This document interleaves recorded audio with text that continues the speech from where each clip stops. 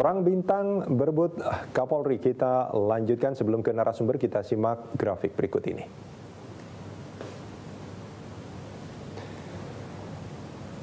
Ada 8 nama calon Kapolri.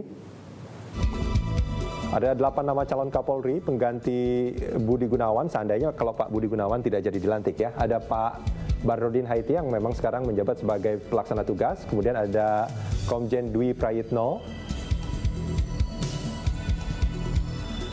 Kemudian ada Komjen Suhardi Alyus, tapi nampaknya ini kemungkinannya menjadi sangat tipis ketika dia distafkan ke Lemhanas ya. Komjen Putut Eko Bayuseno yang saat ini menjabat Kabak Harkam. Kemudian ada Komjen Joko Mukti Haryono, Kabak Intelkam. Ada Komjen Anang Iskandar, Kepala BNN saat ini. Kemudian ada Komjen Saud Usman, Kepala BNPT. Ada Komjen Boy Salamuddin, sesama Lemdikpol. Ini kalau kita melihat memang dari beberapa calon ini mereka punya lulusan yang berbeda, tapi mereka punya kan yang sama. Seperti itu atau bagaimana Bang Neta, Pak Nasir?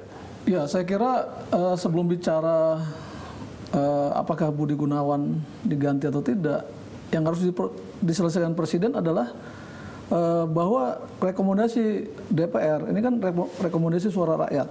Kalau kemudian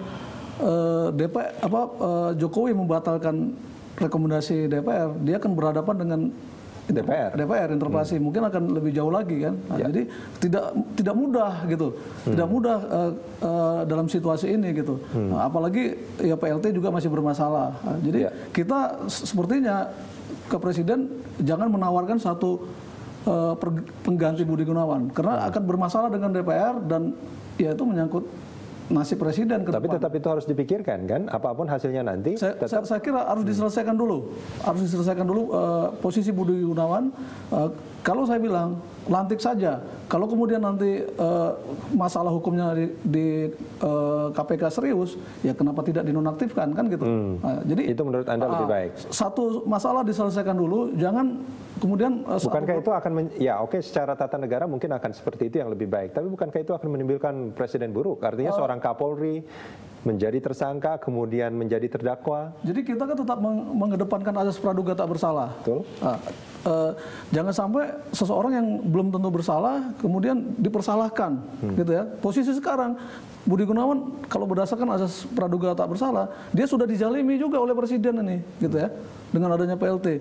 Padahal kan dia bisa mengajukan pra peradilan atau penetapan tersangka di pra peradilan kalau memang pengadilannya sudah akan dimulai kan? Enggak, penetapan tersangka itu bisa di pra peradilan ya, kan. Betul. Nah, kemudian atau di bedah kasus gelar kasus. Misalnya Presiden melihat ini perlu digelar kasus. Benar tidak ini tuduhan KPK? Misalnya di sana gelar kasus bukannya kewenangan penyidik? Karena ini kekisruhan terjadi, bukan hanya soal kekisruhan hukum, tapi sudah kekisruhan politik. Mungkin kalangan DPR, Mahkamah Agung, Komisi Yudisial, Jaksa Agung, pakar-pakar hukum menentukan apakah benar yang dituduhkan oleh KPK, karena sampai sekarang ini yang menentukan itu benar atau salah nanti pengadilan. Oh bukan, bukti-bukti yang menurut KPK. Iya. Ada nggak bukti itu? Kita juga curiga juga, jangan-jangan bukti itu tidak ada. Kenapa? Bukankah itu nanti akan disodorkan di pengadilan? Saya kira sebelum ke sana itu harus diuji dulu, karena kan KPK itu tidak ada yang mengawasi. Tidak ada yang mengawasi, dia bisa sendiri aja mengatakan wah ini, tapi benar tidak gitu. Karena ada kesalahan yang fatal, kita lihat bahwa penetapan tuduhan gratifikasi tersangkanya cuma satu. Ya, baik, itu memang menarik, tapi kita tidak akan membahas ke proses hukumnya, Pak Neta. Tapi dampak dari situ itu melebar kemana-mana, gitu. Bukan hanya perang bintang, tapi ke DPR segala. Baik, Pak Nasir, menurut Anda apa yang harusnya dilakukan saat ini? Apakah seperti yang Pak Neta katakan bahwa nggak usah memikirkan siapa calon dari Pak Budi Gunawan, biarkan ini prosesnya berlangsung, atau memang bagaimanapun ini harus dipersiapkan menurut Anda? Iya, jadi karena Kompolnas itu mandatnya hanya kepolisian, saya mungkin lebih izinkan saya untuk bicara lebih banyak ke ranah kepolisian. Ya, kalau masuk ke wilayah ranah politik itu, ya sekali lagi saya tidak sepintar Pak Pane dalam artian pembahasan itu. Jadi gini Pak, yang pertanyaan Bapak apa yang harus dilakukan sekarang? Yang pertama adalah kami sangat berharap Pak Badrudin Haiti, Komjen Pol Badrudin Haiti dalam hal ini selaku PLT Kapolri. Ini kita sangat-sangat benar berharap agar beliau mampu kemudian melakukan jembatan-jembatan komunikasi sehingga kalau ada gerbong-gerbong yang berbeda pendapat kemarin itu sekarang sudah dapat dijembatani. Masuk dalam satu lokomotif ya, karena treknya memang cuma satu. Tidak ada lagi gerbong 1, gerbong 2, gerbong 3, semuanya ada satu gerbong panjang begitu. Nah, maaf, sebelum kita lanjutkan ke sana, itu memang harapan kita, Pak Nasir. Tapi kalau kita bicara soal pelaksana tugas, apa kewenangan yang tidak dimiliki oleh pelaksana tugas?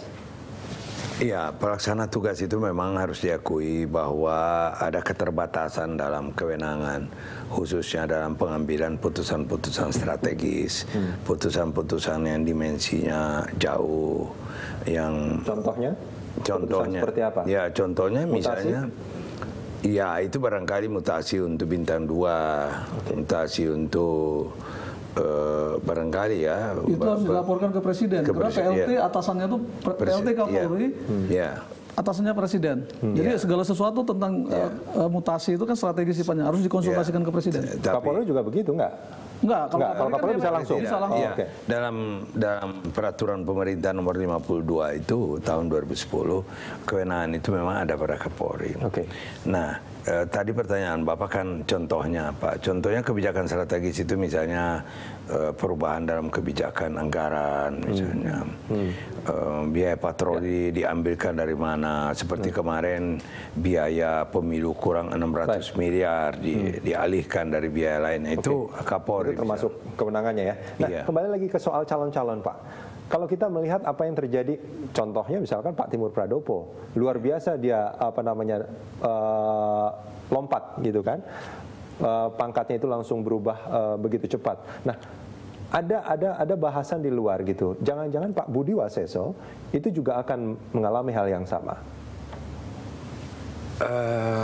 Begini, kalau itu kita bahas, Pak Neta langsung ketawa. Kalau itu kita bahas, Pak, saya pikir akan mempertajam perbedaan pandang. Saya mohon izin sekali lagi pada Bapak itu jangan dibahas, apalagi dalam forum terbuka. Biarlah polisi, Polri menyelesaikan masalah di antara mereka, apalagi menyangkut personil. Nah, itu. Kalau boleh lebih baik saya lanjutkan yang tadi. Itu menarik pertanyaan Bapak. Apa yang harus dilakukan sekarang? Yang pertama adalah minta agar semua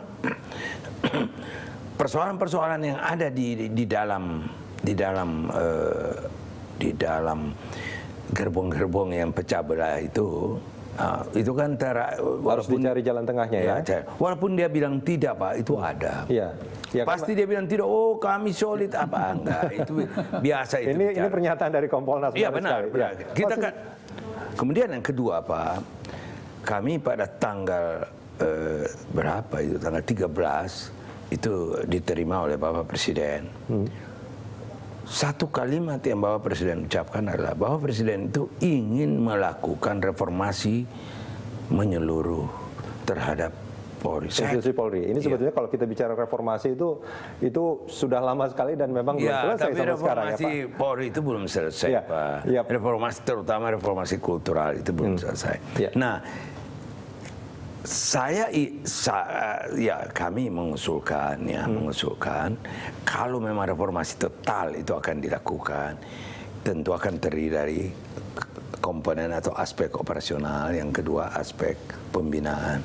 Sebetulnya aspek operasional ini yang kita minta Pak, kalau bisa 2015 ini sudah bisa mulai dijalankan. Kita akan harapkan itu Pak Nasir, tapi kita tidak akan membahas soal reformasinya. Kita ke Pak Sisno dulu, Pak Sisno. Ya, ini pernyataan dari Pak Nasir menarik sebetulnya, bahwa meskipun di internal Polri menyatakan bahwa sebetulnya mungkin istilahnya mungkin kurang tepat, perang bintang ini dikatakan tidak ada, tapi sebetulnya terjadi, dan reformasi kultural itu hingga saat ini belum selesai. Apa yang menjadi masalahnya menurut Anda? Ya, masalah kultural itu memang kan sudah indikasinya dari awal kan sudah itu yang perlu proses. Menyangkut manajemen, menyangkut masalah sumber daya yang itu never ending proses. Jadi itu berjalan terus. Kembali tadi kepada intrik yang terjadi, itu kan ibarat begini ya. Katakanlah di tubuh Polri ada penjahat yang harusnya cukup ditembak oleh sniper, mungkin ini ditembaknya dengan mortir atau bahkan mungkin dilempar bom. Sehingga yang terkena itu bukan si penjahat yang di tubuh Polri saja katakan, tapi institusinya, lingkungannya itu banyak yang menjadi korban. Bahkan karena ini pelurunya demikian besar, lingkungan lebih besar itu tadi sampai negara. Istilahnya kayak karena tugas titik rusak susu sebelanga, seperti itu Pak Sisno ya? Ya, sehingga ini karena kita negara hukum menganut ajas oportunitas, menganut ajas praduga tak bersalah, kita harapkan semua aparatur negara ini ada negarawan. Kenapa merusak yang lebih besar? Sehingga saya tetap sependapat. Tadi Pak Neta, kemudian kita dari Persatuan Perwira Polri juga merekomendasi kepada Presiden untuk paling tidak tetap dilakukan pelantikan, kemudian bisa dinyatakan tadi sambil proses berikutnya, sambil juga tadi kita minta untuk keadilan gitu. Keadilan dalam hal apa nih Pak Sisno? Bisa lebih konkret? Keadilan apa maksudnya yang di... Ya tadi si pelempar granat tadi itu mestinya kan tidak dilempar granat bom, tidak dengan mortir. Dia mungkin tidak taat aja, tidak taat sistem, tidak taat prosedur, ya atau mungkin melampaui kewenangan. Itu perlu dipermasalahkan. Sehingga rekomendasi Persatuan Polri yang kedua minta diuji, katakanlah di KPK itu dipanggil oleh DPR. Kenapa menetapkan itu? Sudah benar nggak proses penyidikannya? Tadi Bang Neta bilang mungkin bukti-buktinya tadi bisa dibuka di DPR. Bahkan nanti forum DPR bisa membentuk mungkin satuan tugas hukum untuk menyelidiki tadi. Baik. Ya, jadi jangan kekuasaan ini semena-mena tidak adil gitu. Baik. Baik Pak Sisno, terima kasih banyak sudah bersama kami di Prime Time. Ya, sebelum saya tutup, Pak Neta, sedikit saja pertanyaan. Kalau kita membandingkan, ini karena dulu polisi juga kan termasuk di dalam ABRI, kemudian terpisah ada TNI dan Polri. Kok kayaknya setiap pergantian Panglima, itu tidak sekisruh penggantian Kapolri? Apa yang terjadi menurut Anda? Ya, ada semacam karakter atau budaya ya. Kalau di TNI itu kan diibaratkan seperti bebek. Ketika mereka mendapat informasi, si A ini Presiden akan memilih dia, yang lain itu langsung baris teratur seperti bebek menuju kandang. Tapi kalau di polisi memang karakternya atau budayanya seperti ayam. Jadi begitu ada mulut di jagung teman, kalau bisa dipatok, ya dipatok. Hasilnya seperti sekarang. Tapi semua itu nggak terlepas juga dari kesalahan Presiden Jokowi juga. Saya lihat ya, karena dalam pemilihan Kapolri sebelumnya, Presiden itu selalu berkirim surat kepada Kapolri, kemudian dari surat itu dinyatakan akan ada pergantian Kapolri, Kapolri membuat wanjak. Kemudian itu sebuah tradisi ya? Dan memang menurut Anda Presiden sudah menyalahi tradisi? Saya kira ya, Presiden sudah menyalahi tradisi. Jadi saya kira Presiden Jokowi harus introspeksi juga bahwa kekisruhan ini juga bagian dari kesalahan dia tidak taat tradisi. Baik, Pak Neta, terima kasih banyak sudah bersama kami di Prime Time. Pak Nasir, terima kasih. Pemirsa, tetaplah bersama kami. Informasi dari sudut pandang media sosial dalam Prime Time Connect akan hadir sesaat lagi.